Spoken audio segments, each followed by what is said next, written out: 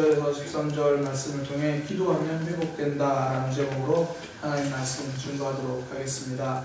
기도하면 회복됩니다. 어떤 분이 신앙생활을 새롭게 시작하게 되었습니다. 그러면서 가족들도 전도해야겠다라는 생각이 들어가지고 먼저 딸에게 이렇게 말을 꺼냈다고 해요. 차로 딸을 학원을 데려다 주면서 슬쩍 말을 꺼낸 거예요. 엄마 이제 교회 다니려고 해. 그랬더니 딸의 첫 마디가 헐, 왜? 이렇게 말합니다. 헐, 왜? 그러면서 이어지는 말이 나는 교회가 정말 싫어. 엄마, 차라리 절에 사투리로 아니고요. 엄마, 차라리 절에를 다녀. 이제 그렇게 이야기를 해요. 차라리 절에 다녀. 딸이 왜 그렇게 교회를 싫어하는지 물었어요. 나 교회가 왜 그렇게 싫어? 거기는 완전 꽉 막혔잖아. 거기는 말이 안 통해. 자기들밖에 몰라. 그냥 엄마 절에 다니면 안 돼? 그렇게 이야기를 했다라는 거예요. 안타깝게도요. 그 학생만 그렇게 생각하는 것이 아닙니다. 요즘 젊은 사람들 중에서 적지 않은 이들이 교회를 보면서 꽉 막힌 곳, 자기들만 생각하는 곳, 이렇게 바라보고 있습니다. 가끔 제가 신학생들을 만나서 대화해볼 기회가 있으면요, 이런 젊은이들의 반응이 좀 이해가 되는 경우가 있어요. 신학생들 보면 하나님을 향한 열심과 뜨거움은 있는데 사람들에 대한 배려가 없습니다. 그러니까 상대방의 생각과 마음과 상관없이 무조건 옳은 말만 하는 거예요. 예를 들어 뭐 이런 거예요. 힘들어서 지쳐있는 사람이 있습니다. 그럼 이렇게 말하는 거예요. 기도하세요. 기도하면 회복됩니다. 맞는 말인데 근데 그 말이 힘이 되지 않거든요. 답이 되지는 않습니다. 그러니까 영적으로 지치니까 몸도 지치는 거예요. 그럴수록 더 기도해야 합니다. 그러니까, 예, 그렇긴 한데 정말 지친 사람들에게 이렇게 말하면요 정말 힘들어요. 상대방의 상황과 마음도 생각하지 않고 전혀 배려 없이 말하는 거예요. 그러니까 그 말을 하기 전에 먼저 왜 지칠 수밖에 없었는지 그들의 상황을 들어주고 하나님이 왜 답이 되시는지 기도하고 싶은 마음이 들도록 알려주어야 합니다. 근데 그런 상황 없이 그냥 일반 통행으로 답을 던지면 듣는 사람은 답답해요. 그러니까 삶에서 너무 지치고 힘든데 말씀이 그냥 답이 안 되는 거예요. 삶에 대한 이해가 없고 사람에 대한 이해가 없고 그냥 답만 강요하는 모습이기 때문에 하나님은 사람들에게 답을 강요하지 않으십니다. 엘리야가 지쳐서 쓰러져 있을 때요, 너 왜 그러냐고 책망하지 않으셨습니다. 선지자가 왜 그 모양이냐고 비난하지 않았습니다. 그가 회복될 때까지 먹여주시고 곁에서 기다려주셨습니다. 답을 주시기 전에 함께 해주셨습니다. 사람들은 이렇게 말합니다. 집사가 어떻게 그럴 수 있냐고, 목사가 어떻게 그럴 수 있냐고. 답을 먼저 이야기합니다. 답을 강요합니다. 하나님은 먼저 함께 있어 주십니다. 그리고 나서 다시 사명하에 가라고 그제서야 답을 주십니다. 그냥 답만 던지시지 않습니다. 답을 말씀하시기까지 과정이 있다는 거예요. 이스라엘 백성들이 시내산에서 율법을 받는 상황도 그래요. 그냥 뜬금없이 너희는 이 말씀을 다 지켜야 돼 이렇게 강요하지 않으셨습니다. 먼저 애굽에서 건져내 주셨고요. 홍해를 건너게 해주시고 그러면서 율법을 주시기 전에 다시 한번 이거 말씀해 주세요. 출애굽기 19장 3절에서 4절 너는 이같이 야곱의 집에 말하고 이스라엘 자손들에게 말하라. 내가 애굽 사람들에게 어떻게 행하였음과 내가 어떻게 독수리 날개로 너희를 업어서 내게로 인도했는지 너희가 보았지 않느냐. 내가 지켜준 거 알지? 내가 계속해서 너의 삶에서 붙들어주고 있는 거 알지? 앞으로도 지켜줄 거야. 그러니까 내 뜻대로 살자. 내 뜻대로 살면 행복해질 거야. 하나님은 설명이 있으시고 하나님은 과정이 있으십니다. 답을 강요하지 않으세요. 그 전에 충분히 납득할 수 있는 과정이 있습니다. 그러니 하나님 앞으로 기꺼이 나아가는 거죠. 그런데 적지 않은 신학생들과 대화하다 보면 과정이 없어요. 과정을 싹 빼고 답만 가지고 있습니다. 한번 제가 추수감사절에 이제 대화를 하다가 물었어요. 왜 하나님께 감사하라고 설교할 거 아니냐? 왜 하나님께 감사해야 되는가? 첫 번째 나온 대답이 하나님이니까 감사해야죠. 이렇게 대답을 하는 거예요. 그래서 제가 답답해서 물었어요. 그래, 그러니까 왜 하나님께 감사해야 되냐고. 그러니까 하는 말이, 아니 그럼 하나님께 감사해야 되지 원망해야 돼요? 왜 하나님이 우리에게 감사를 요청하시는지 생각해 본 적이 없는 것 같아요. 과정은 다 사라지고 나니까 그냥 감사하라는 강요만 있습니다. 하나님은 우리에게 일방통행으로 강요하지 않습니다. 헌신을 요구하셔도 이유가 있고요. 순종을 말씀하셔도 뜻이 있습니다. 일방통행이 없습니다. 굳이 일방통행이라면 사랑만이 일방통행입니다. 저와 여러분이 어떤 모습이라도 사랑해 주십니다. 우리는 하나님을 미워하고 좀 등 돌리고 있고 외면하고 때로는 귀 막고 있어도 정말 일방통행으로 우리 교회에다 속삭이십니다. 나 너 사랑해. 나는 널 붙들고 있어. 나는 너의 하나님이야. 그러니까 자격 없이 그냥 회복시켜 주시는 은혜. 뭐 이런 게 일방통행이죠. 우리의 모습 상관없이 주전자 있을 때도 찾아와서 손잡아 주시는 은혜. 이런 건 일방통행이에요. 근데 이런 일방통행은 희미해지고 당만 강요하는 일방통행만 드러나는 겁니다. 어느 순간에 세상이 보는 기독교가 하나님의 마음은 사라지고 당만 강요하는 집단으로 보여지기 시작하는 거죠. 앞뒤가 꽉 막힌 집단. 자신들만 생각하는 이기적인 것. 심지어 교회 안에서도요. 하나님에 대해 생각하면 마음이 답답해지고 부담스러워지고 가까이 하기엔 너무 먼 당신 같은. 그러니까 하나님의 뜻이 이루어지는 것. 하나님을 따라 살아가는 게 힘들고 어렵고 부담스러운 숙제처럼 여겨진다는 거죠. 그런데 예수님은 기도를 가르쳐 주시면서 아버지 하나님의 이름이 사람들에게 거룩하게 드러나기를 기도하라 그렇게 말씀하시고 우리의 삶에서 하나님의 나라가 임하게 해달라고 그렇게 기도하라고 말씀하십니다. 아니, 기도를 하는데 먼저 하나님의 이름, 하나님의 나라를 위해서 기도하라고 말씀하시는 거예요. 그러니까 하나님을 위해서 기도하라고 먼저 말씀하시는 거예요. 사실 우리가 하나님을 위해서 기도한다는 게 말이 좀 안 되잖아요. 하나님은 알아서 잘 하시거든요. 우리가 잘 못하지. 굳이 우리가 이렇게 기도하지 않아도 돼요. 그런데 우리에게 이렇게 기도하라고 말씀하십니다. 왜 이렇게 말씀하실까요? 목사님 잘 몰라서 그러신데 원래 중요한 이야기는 나중에 하는 거예요. 인사말 모르세요? 인사말? 부모님께 용돈을 달라고 말해도 엄마 오늘은 아름다우십니다. 엄마 오늘은 좀 젊어 보이십니다. 아빠 최고예요. 아빠 힘내세요. 이렇게 말해야 용돈 주시는 거예요. 그러니까 하나님께 본격적으로 이것 달라 저것 달라 말하기 전에 하나님을 위해서 몇 가지 기도 먼저 하는 거예요. 그래서 이렇게 하는 거예요. 땡! 그거 아닙니다. 하나님은 기도는 우리 하나님께 보내는 공문서가 아니에요. 귀사의 무궁한 발전을 기원합니다.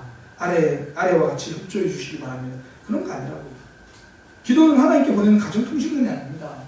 5월의 달을 맞아, 올해 가정의 달을 맞아, 가정의 웃음꽃이 활짝 피어나기를 기원합니다. 그리고 와서 이것저것 인사와 덕담을 건네는 시간이 아니에요. 하나님의 이름이 사람들에게 거룩하게 드러나는 것, 우리의 삶에서 하나님의 나라가 임하는 것, 이거 우리에게 꼭 필요한 기도입니다. 간절히 이루어져야만 하는 기도입니다. 하나님 나라, 하나님의 이름, 이건 우리를 답답하게 하는 숙제도 아니고 예의상 건네는 인사말도 아닙니다. 저와 여러분을 살리는 그런 기도입니다. 반드시 이루어져야 돼요. 이것이 이루어져야 우리의 삶이 회복되기 때문입니다. 왜 하나님의 이름이 거룩해지는 것이 회복이고 왜 하나님 나라가 임하는 것이 회복입니까? 하나님 나라의 회복이 아니라 왜 우리의 회복일까요? 하나님의 이름이 거룩하게 드러나는 것이 왜 하나님의 회복이 아니고 우리의 회복인가? 사실 하나님의 이름을 거룩하게 드러내는 거 쉽지 않습니다. 아니, 어렵습니다. 어떤 분이 하시는 말씀이 하나님 때문에 직장에서 참는데 너무 힘들다는 거예요. 내가 교회 다니고 사람들이 아는데 괜히 못되게 굴고 괜히 악하게 하면 하나님의 이름이 욕먹을까봐 교회 다니는 사람이 저런다고 하나님이 손가락질 받을까봐 아무래도 참게 되고 아무래도 조심하게 된다고 말하는 거예요. 그 말의 뉘앙스가 저를 지켜줘서 감사 이런 게 아니라 삶이 힘들고 버겁다 어렵다 그렇게 말하는 모습이 있는 거죠. 그러니까 삶으로 하나님의 이름을 거룩하게 드러내는 삶이 그러니까 내가 회복되는 삶이기보다 좀 지치는 삶처럼 여겨질 때가 있습니다. 목사도 그래요. 제가 이전에 말씀드린 적 있잖아요. 운전할 때 목사라는 것 때문에 제가 절제하는 경우가 얼마나 많은지 모릅니다. 그러니까 목사라서 저를 지켜요. 근데 지킨다는 게 때로는 지치는 거 함께 있는 거예요. 그러니까 제가 가능하면 그래서 식당에서도요, 같은 교육자들끼리 가면 목사라는 신분을 안 들키려고 해요. 제가 나름 미식하거든요. 맛있다 없다 혼자 생각을 하는데 혹시나 말 중에서 실수하면 안 되잖아요. 그래서 가능하면 목사하시는 분 안 들키려고 조심하는데 들키고 나면 더 조심해야 되잖아요. 그러니까 쉽지 않다는 말이죠. 저는 그래서 기도해요.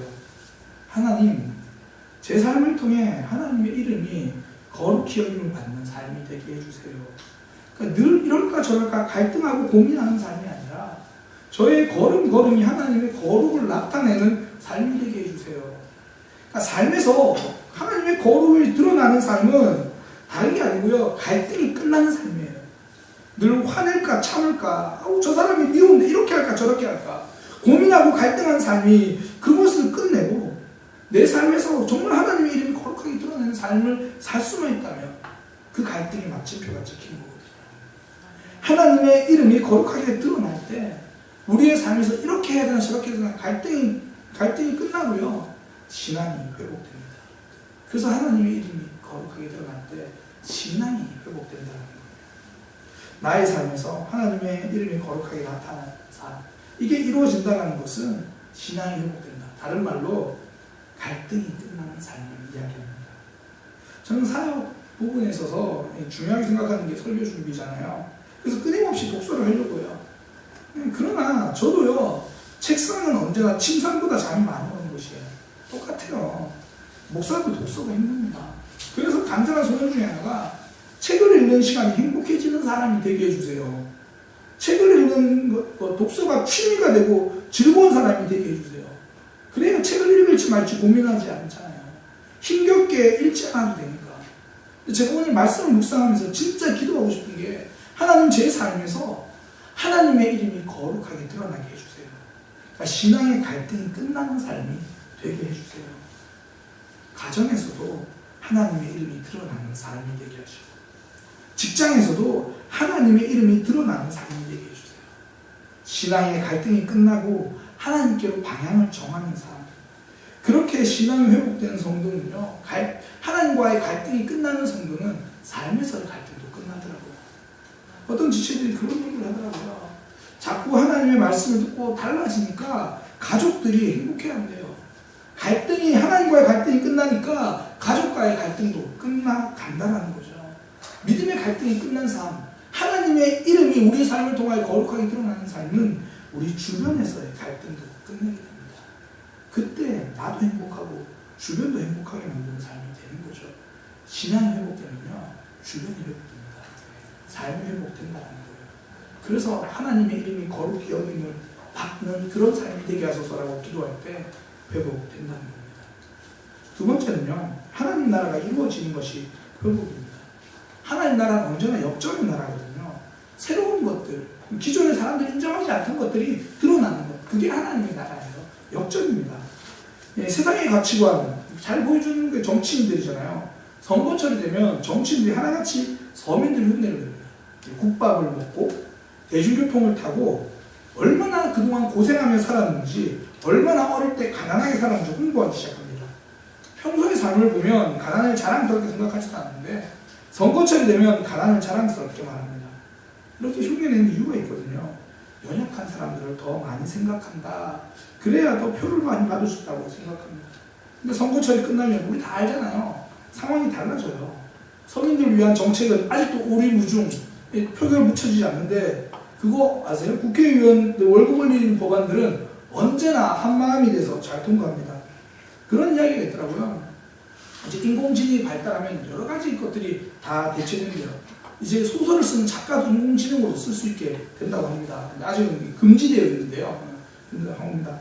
설교도 모르겠어요. 나중에 컴퓨터가 써준 설교문을 제가 읽고 있을 수도 있는 거예요. 그런데 대체할 수 없는 직업이 국회의원이래요. 국회의원은 절대 인공지능이 대체할 수 없답니다. 왜냐하면 국회의원들이 그런 법률을 안 만든대요. 그러니까 인공지능 국회의원을 대체하는 법률을 안 만든다는 거죠. 그러니까 자기들이 원하는 대로 항상 힘 가진 사람들이 그렇게 자기 뜻대로 가는 거, 이게 세상의 가치관이거든요. 오죽하면 역사도 왜 승자의 기록이라고 이야기하잖아요. 이기는 사람은 위치로 기록되는 거, 이게 세상의 가치관입니다. 그런데 하나님 나라는 역전돼요. 가치관이 달라집니다. 연약한 사람들, 아픈 사람들, 힘든 사람들에게 초점이 맞춰져 있는 거예요. 레위기에 보면 이런 얘기를 합니다. 모퉁이를 다 거두지 마라. 그거 가난한 사람들을 위해서 주어라. 그거 고아를 위해서, 과부를 위해서 주어라. 역전이에요. 자본주의는 돈의 나라입니다. 요즘은 실력의 나라입니다. 그래서 사람들이 대접받는 게 아니라 돈이 대접받습니다. 인격이 대접받는 것이 아니라 실력이 대접받습니다. 돈의 나라이기 때문입니다. 그런데 하나님의 나라는 돈의 나라가 아닙니다. 가치가 역전됩니다. 돈으로 인정받는 것이 아니라 하나님의 백성이라는 것, 그것만으로 인정받게 됩니다. 그래서 하나님 나라가 임해야 되는 거예요. 역전이 일어납니다. 예수님은 날 때부터 맹인이던 그 사람을 찾아가서 말씀하십니다. 네가 맹인이 된 건 너의 죄 때문이 아니다. 너의 잘못이 아니다. 지금 힘들고 어려운 거, 지금 아픈 거, 지금 질병으로 고통받고 있는 거 너의 잘못이 아니다.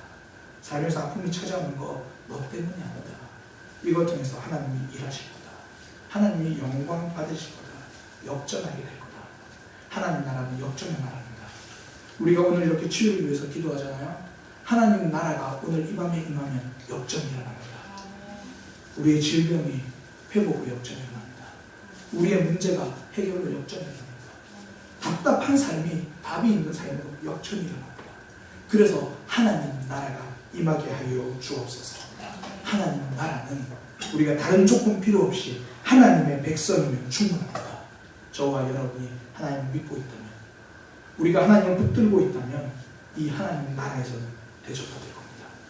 인정받을 겁니다. 많은 청년들이, 많은 사람들이 주위 사람들과 비교해서 자신의 존재감을 찾으려고 합니다. 내가 저 사람보다 얼마나 더 가졌습니까? 내가 이걸 소유했습니까? 하나님 나라 백성은 하나님 안에서 존재감을 찾습니다. 나는 하나님의 아들이니까, 나는 하나님의 딸이니까 오늘 하나님의 나라가 임하기를 위해서 기도하기 바랍니다. 그러면 우리의 삶에 역전이 일어납니다. 세상은 인정하지 않아도 하나님 우리를 인정해 주실 겁니다. 무엇보다 막혀있는 문제들이 해결되는 역사가 있을 겁니다. 그래서 기도하면 회복됩니다. 우리에게 새로운 역전이, 새로운 역사가 일어나기 때문입니다. 말씀을 정리하겠습니다. 예수님은 우리에게 하나님의 이름이 거룩히 여김을 받기 위해서 기도하라고 합니다. 우리 신앙생활에서 갈등 끝내라는 이야기예요. 진정한 신앙 회복을 통해 삶의 회복을 경험하는 이야기입니다. 그리고 우리에게 하나님 나라가 임하기를 기도하라고 합니다. 역전입니다. 세상의 가치관 역전될 것입니다. 문제가 역전될 것입니다. 하나님이 역사하실 겁니다. 그렇게 회복을 경험하는 오늘이 되시기를 소망합니다. 기도하겠습니다. 하나님, 이 시간 하나님 앞에 기도합니다. 우리의 삶에서 하나님이 회복시켜 주신 것을 경험하게 하여 주옵소서. 오늘 하나님의 이름, 우리에게 거룩히 여기신 그런 삶을 위하여 기도하겠습니다. 주님, 우리의 삶에서 신앙의 갈등 끝내고 하나님 살아보는 삶을 위해서 기도하겠습니다. 주님, 우리의 신앙을 회복시켜 주시고 우리 신앙이 회복될 때 우리 주변에 회복되는 역사를 보게 하여 주옵소서.